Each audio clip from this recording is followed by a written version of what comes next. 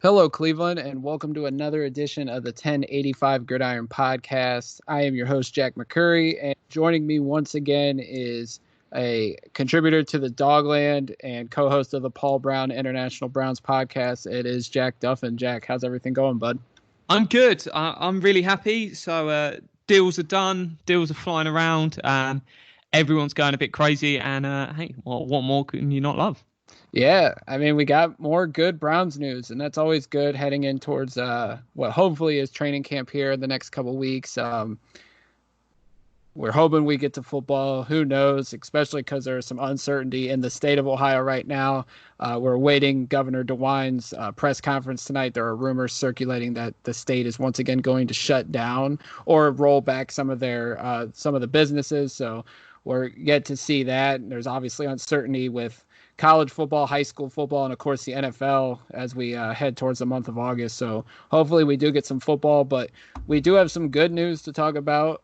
Myles Garrett, the contract is done. Well, it's being finalized still. I know Adam Schefter said that he took the physical on Tuesday and he was supposed to sign the deal today. It's not official as of yet, but all signs are pointing to Myles Garrett signing a 5-year extension with the Cleveland Browns worth $125 million, bringing the total value of the deal to $144.8 million over 7 years. Myles Garrett's going to get $50 million guaranteed at signing and $100 million fully guaranteed. I think both of those, at least $100 million fully guaranteed, is a record for a defensive player. And once the new deal kicks in, he will be the highest paid player on the defensive side of the ball in league history. That'll change relatively quickly just because of the length and the amount of contracts they're getting in the NFL. But Jack, when you look at this deal, I know you wrote an article back in February depicting what a Myles Garrett contract could look like. And you were fairly close. I think you said 6 years, $164 million. And I mean, relatively, you're close. You're just a few million off. So what was your thoughts on the deal and how the Browns were able to get it done? Yeah, so there was sort of the one big surprise with this deal that it was 5 years rather than 6 years. And that's because if we look through sort of, let's just take the five highest paid players on the D-line. You've got Mack, Donald, now Garrett, Watt, and Miller. So they're your top five. And we're looking at the average per year divided by the salary cap, because that's the key thing. Trying to compare a deal signed 5 years ago with a deal signed this year, they just look silly next to each other. But JJ Watt's deal's basically the same as Myles Garrett. It's just signed in a different time because the salary cap is moving.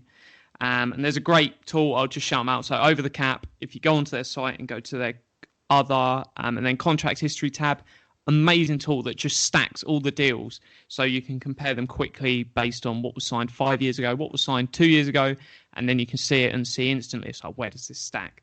So Mac is still number one at 13.3% of the salary cap. Donald is 12.7. Myles Garrett comes in third at 12.6. JJ Watt at 12.5% and Von Miller at 12.3%. But all four of those other deals were all 6 years. And that, I think, is something I really do hope someone in the media does ask Berry about. And that might be why it's actually come in cheaper than the Mac deal. I think that is going to be the big factor, because if I'm me, I'm doing everything I can to sign him up for that 6th year, because that extra 6th year, that's another year where you get him at, say, 26, it ends up, rather than 25. But that deal is going to be cheaper than whatever you're going to pay. By the time we get to 2026, that could be like 35 million. So that's going to be crazy money in the future. So I'm gutted we didn't get the extra year, but quite frankly, we've signed him up for a long time. It's exactly roughly where you'd expect it to be. He is the best, or certainly one of the top 5 defensive line players in the NFL. So, yeah, no surprise with where he landed. Yeah, I mean, you look at Myles Garrett's numbers. He's had 30 and a half sacks in his first 3 seasons, but he's also missed 11 games, 6 due to injury his rookie year, and then or 5 his rookie year due to the high ankle sprain, and then of course what happened last year with Mason Rudolph. But there was an argument going on comparing Myles Garrett and TJ Watt. TJ Watt is a great player. Do not get me wrong. And you can say, yeah, he's got more sacks. He's got more forced fumbles. He's even got more interceptions than Myles Garrett. But Myles Garrett, like, first of all, how often do defensive ends get interceptions? Not that often. It's rare. But and Myles Garrett, there is some things in his game that he could evolve, definitely, but he's still one of the best pass rushers in the league. I mean, the advanced statistics back it up. He's the top edge rusher since 2018. And I think he's got the top win rate when it comes to pass rushing. I've seen those stats yesterday from Pro Football Focus. But, you can argue who's better, who's not. But Myles Garrett is a great player. It is not history can tell you right now, a Browns first-round pick doesn't get to a second contract very often since 99. I think him and Joe Hayden are the only two. Alex Mack got a second contract, but that was an offer sheet from the Jaguars that the Browns ultimately matched. So it made total sense in the world for the Browns to re-sign him right now. And I think it made total sense for Garrett and his agent, Buzz Cook, to get the deal done now just because of the uncertainty of the cap, at least over the next season or two, because of league revenue probably going to take a dip this year because of the coronavirus. Yeah, and it's one you hear a lot of people arguing. It's like, oh, is he top 5? And oh, is he got room to improve? Both are perfectly true. Myles Garrett is a top 5 defensive line player in the NFL.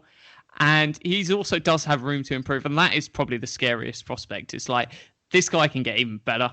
And that's just going to be fun to watch. The one thing that's going to be really interesting is seeing when this deal actually comes out, the structure, because the Browns Browns front office has done some funky and unusual stuff with deals, like backloading them, creating void years to push the numbers even further. It's going to be intriguing to see how they do this. So I'm really keen to see what does that final structure look like. And that could take a while. So even if the deal gets done today, we might be waiting 2 more weeks until we see the final structure. We remember Austin Hooper. It took 2 weeks for us to find out. But no, I'm really intrigued to see how they do it. Do they push it far down the line because they're worried about this sort of COVID and everything and what that might change to the salary cap? So if they push it deep, then they're given some more flexibility. Do they potentially follow what the Chiefs have been doing? Some really interesting stuff with loads of roster bonuses. And what they can do with roster bonuses is they can then convert that into a signing bonus at the time and push that cap further down the line into the future, because it doesn't really matter with a player like Myles Garrett, your quarterback. If you're pushing that cap down the line, you're going to keep them anyway. So it's not like, oh, we're going to cut them in the future. You just don't want to be like the Giants are a perfect example. They did Nate Solder's deal and pushed that money down into the future. Well, you want to cut Nate Solder now, so you're having to pay his stuff off. The Rams have done it with Jared Goff. They don't want to pay out all of that deal. He's going to be gone before that. So you've got to be careful for who you push down the line. But a player like Myles Garrett, I've got no concerns. He's going to be here until 2026. And that's a decision we make there. Who knows? That is a long, long time away. So yeah, well, we might need to move on. Something else might have happened. We might end up drafting 2 pass rushers that are even better than him, and we then decide actually we're going to move on from this guy. So crazy things can happen. But yeah, we've got nothing to worry about for a long time. And he had no leverage. Someone said, "Oh, I was surprised we managed to get a deal done." The guy was under contract for another 4 years. It was like he's got 2 years, and then he's got 2 years we can use the franchise tag. First round picks in the NFL have no leverage at all. Nothing. You come into the league and someone else has got your rights for 7 years. That's mad. You're just literally under contract forever. It's like, if we're going to keep you, you get no opinion. You've lost your freedom. There is no freedom. And just deal with it. So he was always going to sign. The first time they said, "Can you sign?" He went, "Yep, I'll get this done." Yeah, it was so funny because on the sports talk here in Cleveland this morning, they had a Pittsburgh guy on that was, taking jabs at Myles Garrett. And then he called him a head case.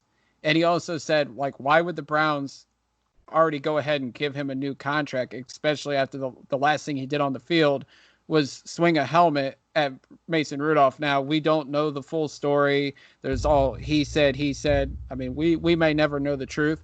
But, there's smart teams, and Pittsburgh should know this. Pittsburgh fans should know this.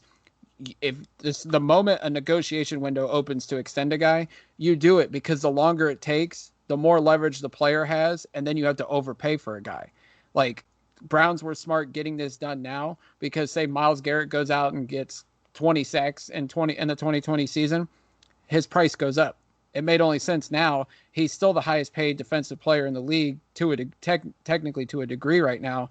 But if you would have waited, the price would have gone up. And especially a year from now when the Browns have other potential extensions on the table, it made all the sense in the world to get a deal done with Myles Garrett right now. Yeah, if Joey Bosa signs the deal, because I think he's eligible to sign. So if he signs a deal, if he signs this deal, if he signs 5 years, 125 million, then Myles is coming to the negotiation table, and Joey Bosa will probably be doing this as well and going, "Hey, I want 5 years, 127.5. So give me an extra $500,000 a year, or give me slightly more guarantees. Give me a little bit of this, a little bit of that, and go to the sweet shop and add some more." So, no, it's one that the early bird gets the worm. Yeah, if you've got a player that you're not sure about, by all means, you wait. But it's like, we know what Myles Garrett is. Yeah, he had a couple of instances last year where there was a little bit of throwing a fist and whatever else happened. But quite frankly, I'm not concerned in the slightest. If he gets suspended and loads of other stuff comes down, there's loads of stuff in contracts where he can pull stuff away. So, yeah, it is what it is. I think he'll sort himself out. And if it is just sort of a bit of handcuffs and he gets a small fine, no one cares. We're only interested if he gets suspended. Exactly. And it's going to be interesting to see how the market for edge rushers goes now that Myles Garrett's contract is set, because you did mention Joey Bosa. He's in the final year of his rookie deal with the Chargers. TJ Watt, who was a fellow 2017 draft pick, like, he's looking to get paid. Bud Dupree, another guy for the Steelers, he's in the final year. He just got franchised. I think there's somebody else from Baltimore that's Matt Judon. Like, there is a lot of pass rushers there. It's going to be interesting to see what becomes of the edge rusher market. And then in a couple years, if Nick Bosa continues the trajectory that everybody expects him to be on, he's going to top Myles Garrett's contract. Like, Myles Garrett's the highest paid defensive player in the league right now. It won't be for long. It may be for this season just because of the uncertainty with money and the salary cap and everything. But, Myles Garrett's deal in 2 years, once it officially kicks in, could look like a bargain for the Cleveland Browns if it all pans out. Yeah, that's the other thing. He's not really going to see any of that money. He'll see some of it, sort of signing bonus, and know it's there. But he's still got 2 more years before he's getting into that. So it's not like he's getting paid this year. If that was a deal where this was the off season, he had to get paid, and so Mac was paid. I think Mac was on his 5th year when he was traded, so he was paid almost a year earlier. Which makes an impact. But yeah, he's got this ages down the line, so we'll see what happens. I think the Browns are going to be happy with this deal. It's roughly where you expect it. It's fair for both sides. Yeah, we can have a debate over should they be better time money up in coverage rather than pass rush, and the impact of one pass rusher on a whole team. That's a debate you can easily get into, and I've got my opinions on that. But the fact is, he is an absolute stud, and he will continue to be a stud. With the signing bonus, do you think, because you can spread that out over like how much of a years? It's spread over 5 years. It's spread over 5 years. So there's a good chance like the signing bonus or the roster bonus won't be that big this year just because of the uncertainty, but then they're able to spread that out over a 5-year period, right? Yeah. Like Mahomes got a $10 million signing bonus, I think, but it's obviously going to get bigger as the years go on because of the massive amount of money he got. Yeah, so they're spread equally, the signing bonus. So say it's 10 million over 5 years, he's just getting 2 million a year. So Myles Garrett was set to be paid 9.7 million roughly this year, slightly under that, but it's basic 9.7. What they might do is say, we're going to move your 4.6 million base salary, push that into the future, and what we're going to do is give you, say, a 20 million signing bonus this year. And then we're going to split that 4 million this year, which basically replaces that 4 million that he would have in salary. So they'd effectively just turn his salary this year into signing bonus, and then signing bonus, signing bonus, signing bonus. So that's the sort of stuff I'd expect, where they're going to flip that 4 million this year, maybe a 20 million pound signing $20 million signing bonus, slipping into a bit of English there, and then that'll be split. But they can do it in different ways, but effectively, they're just fully guaranteeing his money this year. Because agents, what do they really care about? They want their number to sound big. They want the guarantees to be big, because that makes their player feel good. They've been well treated and their agent's done a good job. But it also means they're in a good position to then get more players and people want to sign with them because they're showing, hey, I'm awesome as an agent. So looking ahead to a year from now, it's going to be a big offseason potentially for Andrew Berry in the front office, because they have potentially multiple contract extensions that they have to dish out next year. They have potentially Baker Mayfield if he has a breakout year this year and, has a Mahomes type season, gets the Browns in the playoffs, and then wants to go to the table for an extension because he's eligible to do so. Denzel Ward, he puts together another solid season. I would imagine the sides will get down and try to hammer out a long-term deal. And then, of course, everybody's split on this. There's Nick Chubb. He'd be eligible for an extension. He'll be going into the final year of his contract. It's interesting because Derrick Henry, who was drafted in 2017, just led the league in rushing. He has agreed to a 4-year extension. We don't know the terms yet. Hopefully we get it before the end of this recording to watch Jack's head explode as we're recording on Skype right now. But Jack, when you look at those three players, Mayfield, Ward, and Chubb, would you put them in that order in terms of priority of who would get extended, say they all have a solid 2020 season? Yeah, so there's the interesting one. So we'll take them in turn. So we've got Baker first. Baker, for me, I wrote on it recently, if you're better waiting one more year. And the reason for that is we've seen the amazing Baker, we've seen the not so great Baker.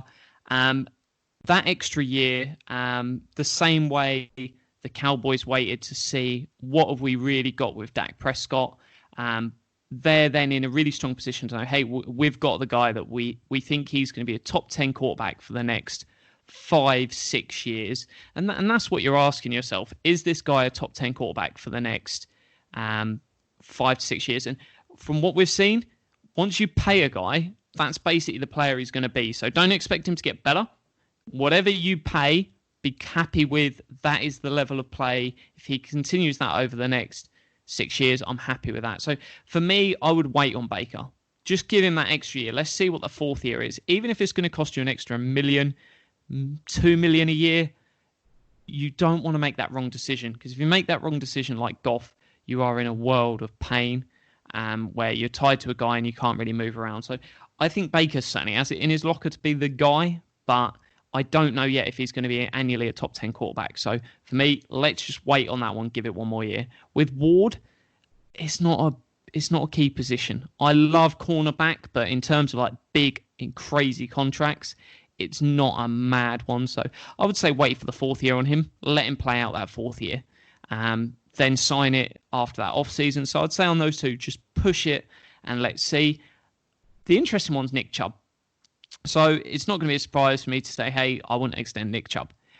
But if you are going to extend him, you have to do it after year 3. And that is really, really important. Don't hang around. Do it early, because you're going to potentially go, right, the contract will basically be whatever the, franchise tag will be 1 year after. So for his 5th year, franchise tag for his 6th year, what's that contract going to be? And that's the structure that he's going to want to sign. And the reason for that is he knows he could just do 2 more years and then go get another payday. So he's going to be asking for whatever that amount is, and we'll know in a year's time what that will be. Personally, I ain't going to pay that. I'll let him play out his 4th year, wish him all the best, and go make a boatload in free agency. But if you're going to keep him, you have to get that deal done straight away. Get that done next off season and tie him down, because the earlier you can push them guarantees up, then it will make it easier to cut after.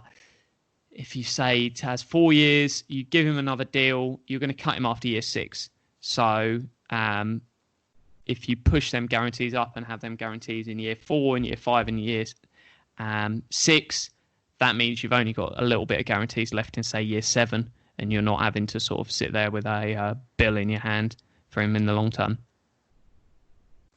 Yeah, and I'm looking at over the cap the Browns 2021 contracts. Landry doesn't have guaranteed money. Beckham doesn't have guaranteed money, and Batonio and Treader don't have guaranteed money. So Andrew Berry could have to do some serious work. I don't know. Guys are obviously going to have to get let go if they are make contract extensions with Mayfield, Ward, potentially Chubb. Your Myles Garrett's still going to be on his rookie deal. Like, guys, there's going to have to be sacrifices made, but there's also probably going to have to be potential restructures made as well. Like, Austin Hooper doesn't have guaranteed money. I mean, this could be next year could be interesting because I think you're going to see a lot of movement and a lot of contracts get reshaken up for the Browns if they're going to have to make all these kind of moves. There's a fair bit of money guaranteed, though, in terms of signing bonus for players like Hooper, etc. So True. They'll still be happy enough. I think there's some crazy stuff in contracts for, is it Landry or OBJ, that it's not guarantees now, but guarantees will kick in provided we don't cut them and stuff. So yeah, you might see some stuff coming up. It will definitely be a discussion next offseason what you do with Jarvis and Odell, because you either need to marry yourself to them and give them some money, or you need to potentially look at, hey, here's now the time we look at moving on. It's only a 1 million roster bonus in 2021 for Odell, so that doesn't really matter. 1 million's not going to change the world. If you are paying 1 million, you can still walk away from it. But you've just got a list of players, and sort of free agency is a big one, because while I love the move of signing these 1-year deals, we spoke about it a while ago on the podcast, you've now got lots of players next offseason. So in terms of just the D-line, you've got Vernon, who you need to go and replace, or you're not probably going to extend him here, but you basically got to go spend either some money or your first-round draft pick on addressing the opposite Myles Garrett. You've got the interior. The whole interior could be gone bar the one rookie next year. You've got 2 1-year deals at the one tech, and Sheldon Richardson is sort of a prime position to move on in a year's time. You've got your cornerbacks, Kevin Johnson, Terrence Mitchell are gone. So if Greedy Williams isn't stacking up, you need to go out and spend some serious free agency money on your secondary. And that's risky as well, because we're talking about these contracts you're handing out. You've potentially got a boatload of money you might need to spend in free agency to get desperate fixes for these, because Kyle Joseph, Sendeju, them guys are going to need paying if you want to keep them. If they have a good year, they're going to be a hell of a lot more expensive than they are now.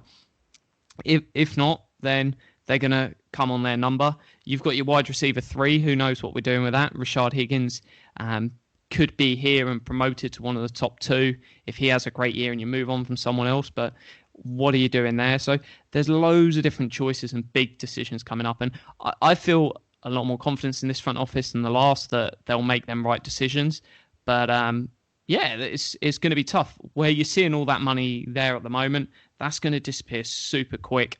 But it's also, we're in a nice position of we can spend a little bit extra while other teams are panicking due to COVID and a cut of the salary cap. Right. The Browns right now have $70.9 million in cap space for next year. That's rolling over the current 38 million. Or unless you want to correct me on that, because I don't know if I'm looking at that wrong. We don't have all of the rookies signed in for this year and next year. But we still have Duffin. That's going to be yeah, that's right. Yeah. Okay. Yeah. Well, right now we have 70.9. We obviously still have to sign Grant Delpit. That's the final piece to the offseason. But yeah, I mean, they're going to have rollover cap again. I know that's a whole discussion in itself. I know you like to have, but yeah, it's going to be an interesting offseason next year, because while everybody thinks like we're going to be able to keep everybody, there's going to have to be sacrifices. There always is with NFL teams when they're trying to keep their core talent together. So last topic we want to get to on here, it's franchise tag deadline day that we're recording. We got about 23 minutes as of right now. Chris Jones signed yesterday, 4-year, $80 million contract with the Chiefs. Like I just mentioned a little bit ago, Derrick Henry signed agreed to a 4-year deal with the Titans. We still don't have the money. But the big storyline coming into today was Dak Prescott. It sounds like him and the Cowboys could not get a deal together. They haven't spoken. I know Jane Slater from NFL Network said that they offered him around 33 to 35 million per year on a 5-year deal. I think the holdup has always been the amount of years. Dak wants 4, the Cowboys want 5. But it sounds like, Jack, at this point, Dak is going to gamble on himself with that $31 million franchise tag. If he has a solid year, the Cowboys can just tag him once again. And that next year is supposed to be about $38 million for the franchise tag. So he's pretty much taking the Kirk Cousins approach, it seems, right now. Unless a deal happens in the last 20 minutes, Dak is willing to take that route, and it's worked out for Kirk Cousins so far. So maybe Dak thinks he's good enough that it could work out for him as well. Yeah, the one thing that I think's really bizarre on this, and I think the Cowboys should be applauded for letting him play out the final year, because a year ago that was a quarterback that you shouldn't have paid because based on everything he wasn't good enough, whereas they let him play out the year and they've proved that, yep, he is good enough, let's pay the guy. But from Dak Prescott's angle, because yes, these numbers are large for how much someone's getting paid, he's in a unique position being the Cowboys quarterback. There is going to be a lot more sponsorship opportunity than obviously Kirk Cousins went to, say, Minnesota. Well, who knows? He could go there in a year's time because Kirk Cousins moves on somewhere else. But if he goes there, the amount of money you're going to get in advertising is going to be an awful lot less. And I don't know quite how much that ranges between markets. But if you go and be the Jacksonville Jaguars quarterback versus being the Dallas Cowboys quarterback, that's got to be millions and millions and millions worth of extra revenue, sponsorship deals, and things like that. So I think he almost needs to be a little bit smarter here. Even if he took a slightly cheaper number, yeah, you don't feel as valued, etc. But that is a lot of extra revenue to get into. And you've got some of these players like Gronk, like Marshawn Lynch. They didn't spend a penny of what they earned through being a player during their entire career. They just lived on their sponsorship deals, which is nuts in its own right. But if you can access all that extra money by being a Dallas Cowboy quarterback, then I think there's something to say about tie yourself up long term. Maybe they spend a year and he proves them wrong, and then they give him a Mahomes-style deal, not to that financial level, but a long-term commitment with rolling loads of guarantees in there, and he makes that move, because I think there's a lot of upside to being there, especially if they have another great year, because they were amazing last year. That was an incredible offense. He was just ripping it up. Yeah, I mean, the offer that Dallas is giving him now, he's going to get paid like a top 5 quarterback if it's between 33 and 35 million a year. I don't get the holdup, but like you said, you know, the endorsement money, he's making 50 million in endorsements right now. I know the one Greek yogurt he endorses, and then Sleep Member beds. I mean, they must be paying him good money. If he goes to another team, is he guaranteed to have those endorsements still? Probably not, because Dallas is quote unquote America's team. And yeah, if he goes to Jacksonville or Minnesota, those opportunities still might not be there. So, and I get him to a degree. He wants a 4-year deal. He'd be able to go on the market again at age 31 instead of age 32. I don't think it makes a difference as long as he's playing at a high level and stays healthy. But I don't get his stance. But Dallas continues to do this and wait to the last minute to pay guys. They did it with Zeke. They did it with DeMarcus Lawrence. Jerry Jones at some point needs to realize that the way he's operating his team isn't working, and that's why they haven't won or been to a Super Bowl in the last 25 years. If they wouldn't have paid Zeke, I think they'd be in such an awesome position. They could have paid Byron Jones. They've got some other great players coming through. Paid Amari Cooper. There's all this talk about what's his name, Adams, going there, and it just makes no sense.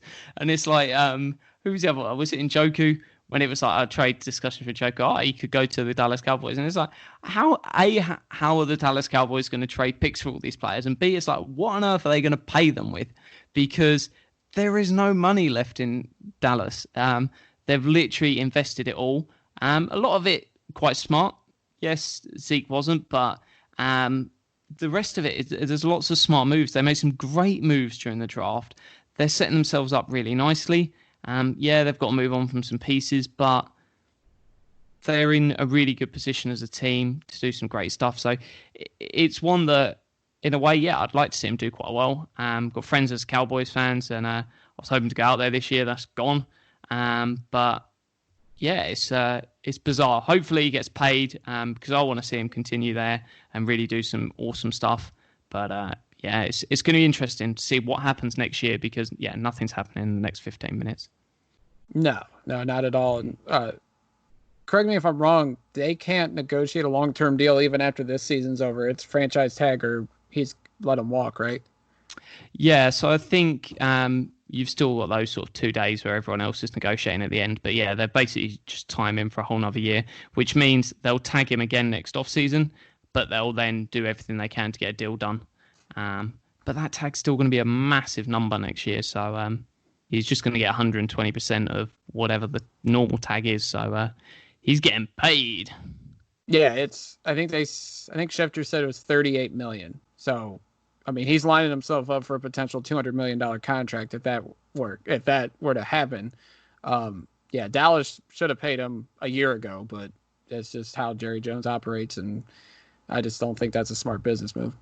I think he used to be quite good. I heard someone saying of like early payments, getting stuff done. They did it with the linebacker. Is it Jalen Smith? They've done it with some other people, but it only seems to be Zeke and then someone else recently of like waiting until the last minute. So yeah, seem to be getting some bad advice. Hopefully they can switch it around, because I do like. However, unfortunate is of other teams doing smart stuff, because that's then not helping the Browns. But I do like to see teams doing smart things, because hey, if the teams are smarter, the fans are smarter, and then the league starts moving in a better direction. But hey, if teams want to allow phenomenal safeties like what they're doing in Denver and what they're doing in Minnesota, them to walk next year, I'm always up for picking up a cracking safety in free agency. Oh, definitely. If Justin Simmons or Anthony Harris comes out on the open market, right now the Browns would have money to go get one of those guys. So it works out for us, then definitely. Yeah, let's sit there with a shopping list next year, and we can go buy some Parkins. Absolutely. As we get on out of here, Jack, you got anything you want to plug? Nothing I really want to plug. Going to be fascinating to see the Henry deal.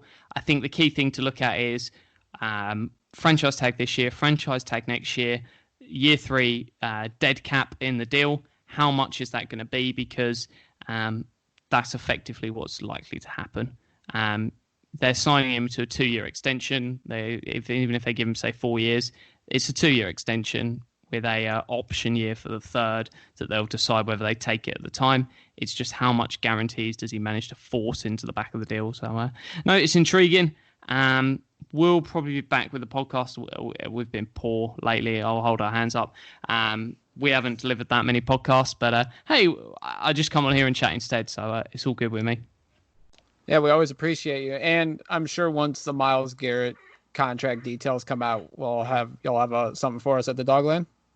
Oh, no doubt. So once the final details are out, which could be a week or so, I'll write up a piece on that and discuss it. I'll talk on like the 6th year and why that should have been a really good idea to include. And hey, that might be why it's a cheaper number. But no, I look forward to putting together some words once that's in there, because hey, knowing the Browns, something funky is going to be in this deal, which won't hurt either team, because hey, he's getting paid that $125 million, no doubt about it. But it's going to be intriguing to see how they do it. Definitely. So definitely check out the Dawgland.com. We will have some season preview stuff up here. Hopefully we get some football here in the next couple weeks. Training camp is 13 days away. So definitely check out the Dawgland.com. If you're listening to this podcast, follow us on Spotify, subscribe to us on Apple Podcasts, leave a 5-star review. It'll help us out, help us grow our fan base. We would truly appreciate it. You can follow me on Twitter at JackMcCurry08. You can follow Jack at Jack Duffin, and check out the Paul Brown podcast. I'm sure they'll start ramping up here soon with the season approaching. And with that, as we get on out of here, go Browns.